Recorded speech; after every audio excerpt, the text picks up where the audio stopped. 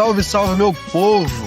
Falo com vocês na alegria do reencontro de cada semana. Estamos aqui no Evangelho para Além dos Templos. Seja muito bem-vindo, muito bem-vinda. Assine os nossos canais, não é nem nosso, agora são os nossos canais. Comentem, compartilhem de onde você estiver vendo esse vídeo. Manda para aquele familiar, para aquele amigo, para aquele parente, para que possa seguir e acompanhar cada reflexão que a gente postar aqui a partir de uma dessa rede de canais que a gente está transmitindo essa roda de conversa. Vamos esperançar de cada canto do planeta de mãos dadas, celebrando o Evangelho para além dos templos. Este é um movimento onde a fé transcende fronteiras e o amor nos conecta. É o Evangelho além dos templos, que quebra barreiras e nos mantém interligados. Ouça a boa nova. Deixe-a preencher sua alma, deixe-a inspirar seu caminhar. Somos um na fé, um no amor, como uma roda de samba, cada um com seu instrumento, mas tocando em harmonia. Unidos pelo bem comum, somos Evangelho vivo, o povo que luta por libertação, em defesa da vida, da paz e do amor. E hoje eu tenho a alegria de dividir essa roda de conversa com meu irmão Gilvander Moreira. Seja muito bem-vindo, Frei Gilvander. Olá, Darlan. Alegria revê-lo, alegria em prosear, refletir aqui com a nossa comunidade simpática e acolhedora. Com certeza. Cada dia mais pessoas, alcançando mais pessoas, né? Pra gente é uma grande alegria poder levar fazer essa grande ciranda, essa grande roda de conversa com o Evangelho para além dos templos. E nesse 29º domingo comum, a gente reza, reflete aí, traz para a roda de conversa o Evangelho de Lucas, capítulo 18, versículos de 1 a 8. Essa é mais uma parábola, né, do Evangelho de Lucas, que faz meio que alia o orar sem desistir com a luta por justiça. Frei Gilvander, de que é que trata esse evangelho? Faça pra gente, por favor, um panorama inicial, um panorama geral desse evangelho que a gente vai refletir esse final de semana. Exato, Darlan. Então, essa parábola, mais uma das parábolas do Evangelho de Lucas, né? Exclusiva do Evangelho de Lucas. Essa parábola não está nem em Mateus, nem em Marcos, nem em João. Está exclusivamente no Evangelho de Lucas. E ela é direcionada aos discípulos e discípulas, lembrando que do capítulo 9, versículo 51 até o capítulo 19, versículo 27, 10 capítulos, Jesus está subindo para Jerusalém, junto com seu movimento popular religioso, e ele está caprichando, priorizando a formação dos discípulos e das discípulas. Então é importante a gente prestar atenção que essa parábola é destinada prioritariamente aos discípulos e discípulas, quer dizer, aqueles mais próximos que estão aderindo ao segmento de Jesus. Segundo Darlan, o Evangelho de Lucas tem várias características que assim interagem, né? Uma é semeado durante o Evangelho, assim, Lucas faz questão de mostrar Jesus quase o tempo todo em oração. Principalmente os momentos mais decisivos está em oração. Então, quando escolhe os discípulos, está em oração. Jesus sobe a montanha para orar, né? Jesus ora, pergunta, como é no capítulo 11, Jesus, como é que nós devemos orar? Aí Jesus ensina a oração do Pai Nosso. Então, a oração é um ponto forte. Outro ponto muito forte do Evangelho de Lucas é a opção pelos pobres, né? Feliz vocês pobres, ai de vocês ricos. E aqui, nessa parábola, se encontram essas duas características. Jesus resolve dar uma chacoalhada nos discípulos e nas discípulas e dizer que a oração não pode estar desvinculada da busca da luta pela justiça. Até porque, um pouquinho mais na frente, no capítulo 20, vai dizer que os doutores da lei estão roubando, furtando as viúvas e nas praças fazem longas orações para disfarçar. E aqui mostra um juiz injusto, cruel, na cidade e que não teme a Deus e nem tem sensibilidade humana. Se ele temesse a Deus, ele deveria julgar atendendo aos apelos da viúva. Aliás, para compreender essa parábola, a gente precisa recordar que em inúmeras passagens do Primeiro Testamento e também do Novo Testamento bíblico, as viúvas e os órfãos são os prediletos de Deus, os escolhidos de Deus. Aqueles não toquem neles não, porque senão eu entro em ação já. E escolhido aqui, os escolhidos por Deus, Darlan, não é uma nação, uma etnia, povo A, B ou C, mas são todas as pessoas injustiçadas de todo e qualquer povo, né, de todos os recantos do mundo. E aqui a parábola então mostra que mesmo sendo juiz, né, sendo pago com dinheiro público para administrar juízo, ele está sendo injusto, mas a viúva é persistente, ela acampa na porta do tribunal e, destemida, não sai de lá enquanto o juiz não lhe confere justiça, lhe atende o seu pedido diante de quem estava injustiçando-a. E aí conclui essa parábola, Darlan, Jesus dizendo assim, olha, se um juiz injusto faz isso, Deus, que é um mistério de infinito amor, jamais vai deixar de acolher, né, os clamores de quem está pisado e que acredita nele, né? Lembrar também que no Evangelho de Lucas, das primeiras comunidades, muitos estão achando que, olha, tá demorando a acontecer o reino divino, a parousia, e muitas pessoas estavam cansadas, já desistindo. Então é uma parábola para motivar que, ó, mantenha a firmeza, não arrede o pé, mas tem que ser oração, sempre, sem desistir, mas coladinha, carne e unha, com a busca e com a luta pela justiça. Por aí, Darlan. Uau! Quanta informação. Acho interessante que o evangelho é relativamente pequeno, ele traz muita coisa, né? Tem muita coisa por trás de cada evangelho. E uma das coisas que esse evangelho traz, Frei Giovanda, é a questão do rezar, né? Do orar sempre. Aí eu perguntaria de uma forma meio que despretensiosa, né? Como é essa ideia da oração? Qual o sentido da necessidade dessa oração? É sempre o pedir, é sempre o apresentar? Como que essa petição deve acontecer ou pode acontecer? Ótima pergunta, Darlan. Tem muita semelhança entre o que acontecia lá na época de Jesus e ao longo da caminhada dos povos da Bíblia e nós hoje também.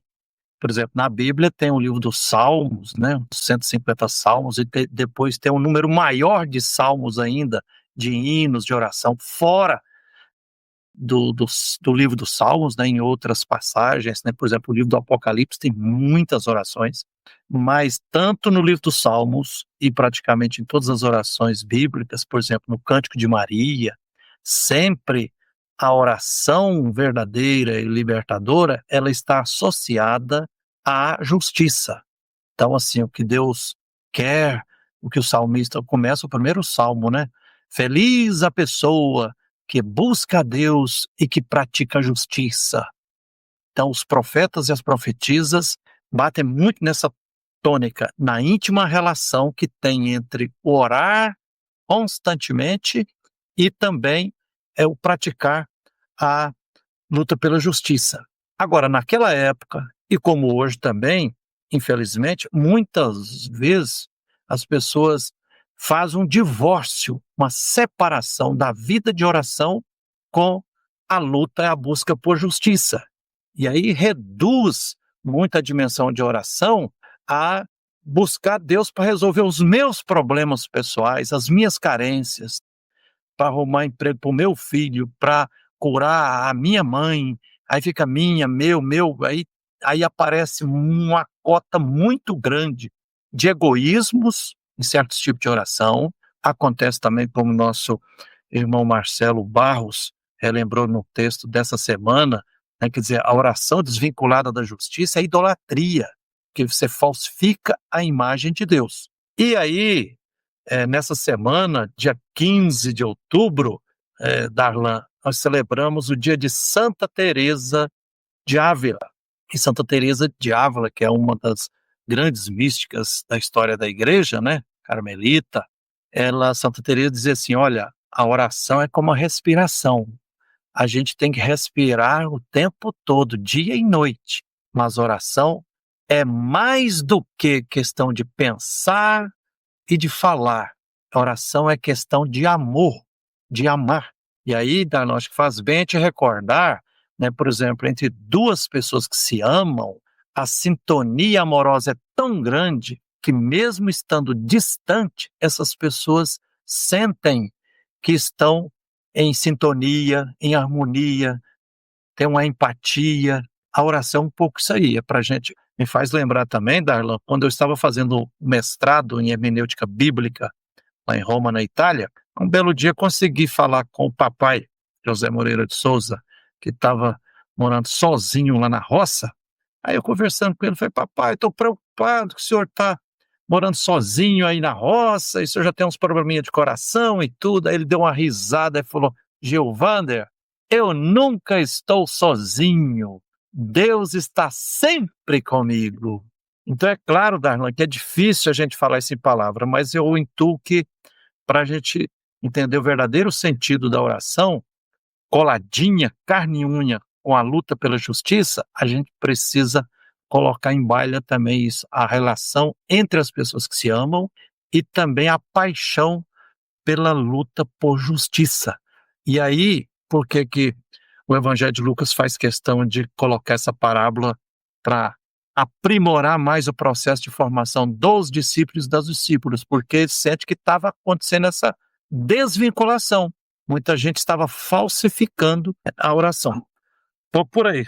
Você concorda, Darlan? Plenamente, enquanto aprendizado, eu fico aqui só observando. Como dizer, eu sou pequeno, então eu tenho que ouvir, aprender atento, ver como é que eu posso provocar mais, né? Para a gente fazer a roda de conversa acontecer. Giovanni, a gente colocou. O artigo dessa semana tem como título Só existe oração se for baseada na justiça. Eu te perguntaria, a vida de oração, ela precisa estar conectada com a busca dessa justiça também para as pessoas que são injustiçadas? Acho que sem dúvida, Darlan, porque hoje, sob vários aspectos, as opressões, as explorações são tão grandes e brutais que as pessoas estão adoecidas, estão aflitas, estão angustiadas, e aí quanto mais a gente está angustiado, mais a gente se apega a uma tábua de salvação, e aí muita gente reduz a religião a uma autoajuda. Como, por exemplo, quem está doente, às vezes vai com dificuldade de dormir, você vai na farmácia e compra um ansiolítico. Aí você tá, para disfarçar, você lê uma literatura de autoajuda. Então, o Evangelho de Jesus Cristo é uma maravilha, é uma graça, mas não pode, não deve ser reduzido a uma autoajuda. É claro, como diz a música do Padre Zezinho, né, orar faz bem, mas aqui nessa parábola, Lucas 18, versículos de 1 a 8, há uma ênfase muito grande, inclusive repete 5 vezes a palavra justiça, dizendo assim, olha, a viúva estava clamando por justiça, o juiz era injusto, e ela perseverou e não arredou o pé até conseguir justiça. Então há uma ênfase muito grande que não podemos, assim, considerar como sensata, como libertadora, uma oração desligada da prática da justiça. Isso ofende a Deus. E ainda mais num terreno de relações sociais que nós estamos hoje, que tem muita gente hoje que está embarcando na canoa furada da teologia, ou melhor dizendo, da ideologia da prosperidade, da teologia da dominação, que desvincula e as pessoas passam a se sentir abençoadas e benditas. Eu estou rezando, estou lá na igreja, estou no culto, estou na celebração, mas no dia a dia a pessoa está participando de relações profundamente egoístas. Se nós vivêssemos numa sociedade estruturalmente justa, solidária socialmente, aí talvez a gente precisaria se preocupar muito. Essa parábola, Darlan, ela está em profunda sintonia com a mensagem do nosso querido Papa Leão XIV, que lançou agora a exortação de Lecti Ameiti, que mostra assim como é carne e unha o segmento do evangelho e a opção pelos pobres. Quer dizer, a nossa vida de ação por amor a Deus, a gente deve se comprometer na luta por justiça, não apenas justiça legal, mas justiça libertadora das opressões que o povo empobrecido sofre, né? O risco dessa parábola é a gente achar que Jesus comparou Deus com um juiz insensível à injustiça. Não. Deus, ele ama todo mundo. Então a questão principal dela, eu sinto que não é simplesmente a gente orar muito e sempre, mas que tipo de oração, como, que pedir. Então que na nossa oração esteja os clamores dos pobres, das pessoas injustiçadas, que a oração seja como oxigenar a nossa vida para a gente se tornar pessoas mais altruístas, mais amorosas com relação ao próximo, mais cuidadoras com relação à criação, a toda a natureza, mais responsáveis socialmente, que a gente não se feche no mundinho nosso. Eu acho que é um pouco por aí. Às vezes, diante de tanto sofrimento, de tanta injustiça e tantas guerras, as pessoas chegam até a perguntar, falam, uai, mas Deus não existe, não? E eu gosto de lembrar um sábio da Índia que ele diz, Deus não faz nada? Aí que o sábio indiano disse assim, Deus fez e faz você, com sua boca, suas mãos, seu corpo, para ser a presença e a luz divina no mundo. Então essa parábola, ela quer retomar também o sentido mais profundo da oração que está expressa no Pai Nosso, né? É a gente rezar para que venha o reino de Deus, o reinado divino, e não o meu reino de egoísmo, de egocentrismo, de privilégios, de meritocracia, mas um reino onde a dignidade humana e a dignidade de todos os seres vivos, de toda a natureza, seja respeitada. Pode ser por aí, Darlan? Eu sempre falo aqui do quanto eu fico impressionado que a gente começa a conversar e o tempo voa.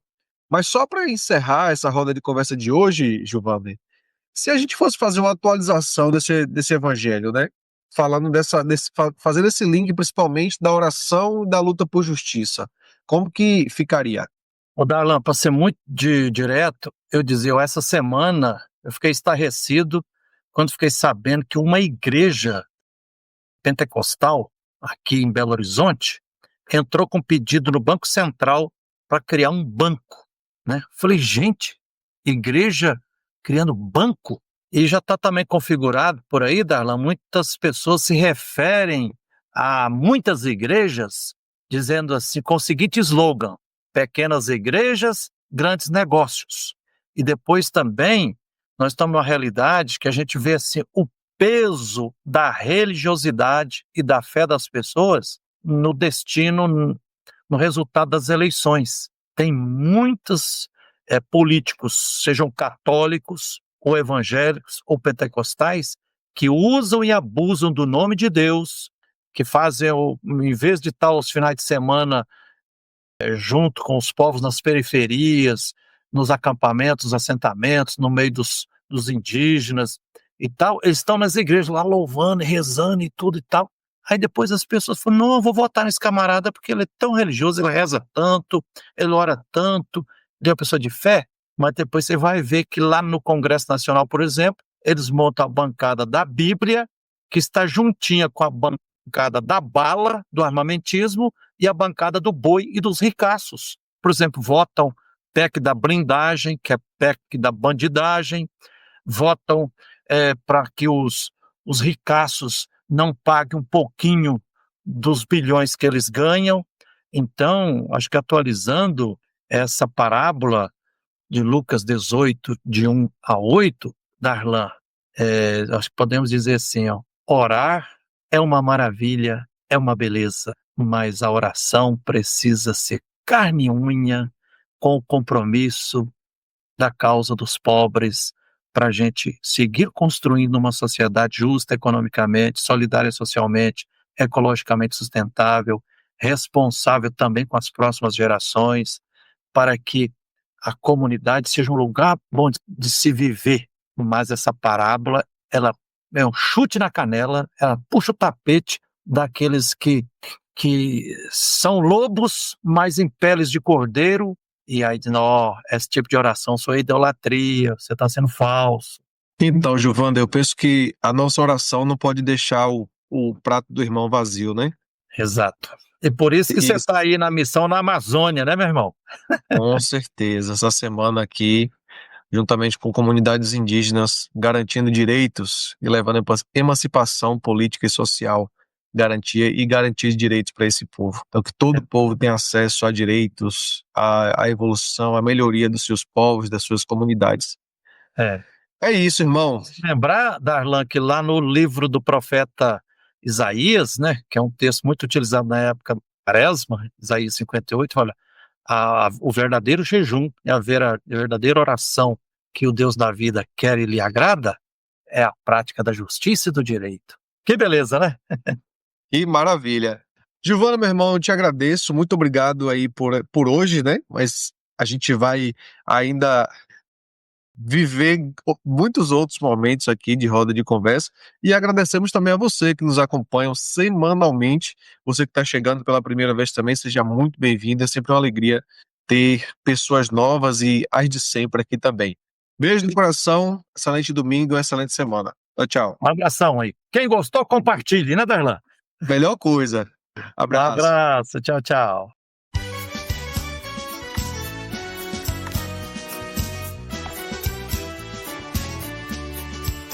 Ouçamos todos boa notícia que vem da vida, que vem do amor.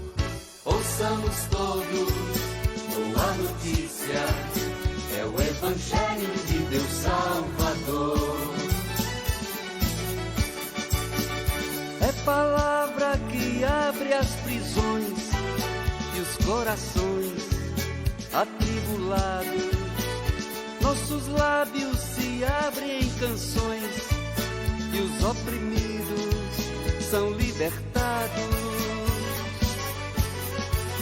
Ouçamos todos boa notícia que vem da vida, que vem do amor.